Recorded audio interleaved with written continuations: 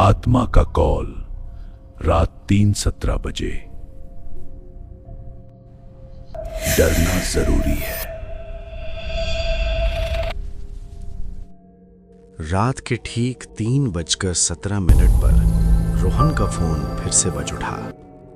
Screen पर वही नाम चमक रहा था, आदित्य कॉलिंग। रोहन की उंगलियां ठंडी पड़ चुकी थीं, क्योंकि आदित्य की मौत को आज पूरे 3 दिन हो चुके थे। उसकी लाश उसी पुराने अपार्टमेंट के कमरे नंबर 407 में मिली थी, जहां दोनों पिछले 2 साल से साथ रह रहे थे। पुलिस ने इसे आत्महत्या बताया था, लेकिन रोहन को हमेशा लगता रहा कि उस कमरे में कुछ अधूरा रह गया था। फोन लगातार वाइब्रेट हो रहा था। कमरे की लाइट हल्की हल्की झिलमिला रही थी। बाहर बारिश हो रही थी और खिड़की के शीशे पर पानी की बूंदें अजीब सी आवाज कर रही थीं। रोहन ने हिम्मत करके कॉल रिसीव किया, पर दूसरी तरफ सिर्फ भारी सांसों की आवाज थी।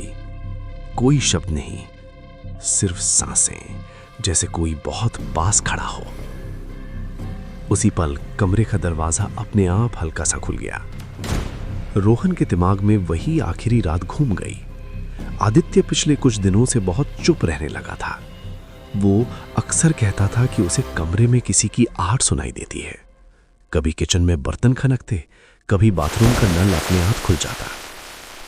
रोहन इसे उसका वहम समझता रहा, लेकिन जिस रात आदित्य की मौत हुई, उससे कुछ मिनट पहले उसने रोहन को कॉल किया था और रोहन ने वो कॉल नहीं उठाया था।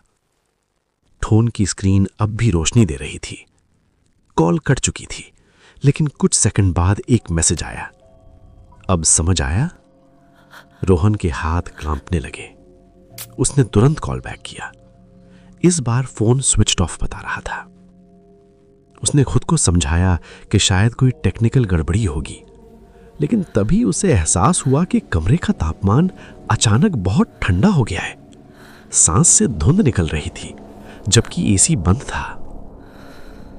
रोहन ने धीरे से पीछे मुड़कर देखा।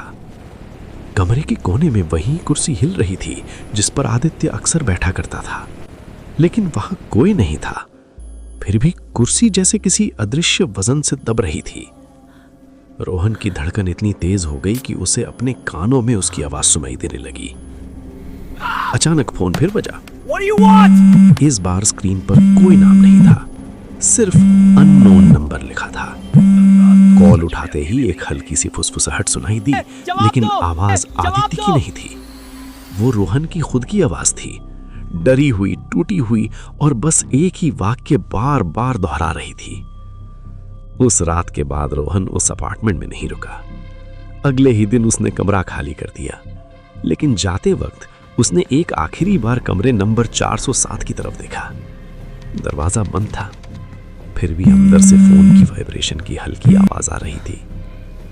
पुलिस रिकॉर्ड में आज भी आदित्य की मौत आत्महत्या लिखी है, लेकिन रोहन ने कभी किसी को यह नहीं बताया कि जिस रात आदित्य मरा था, उस समय वो कमरे में अकेला।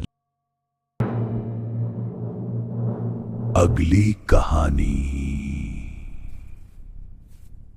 कमरा नंबर 309, आईने में कैद।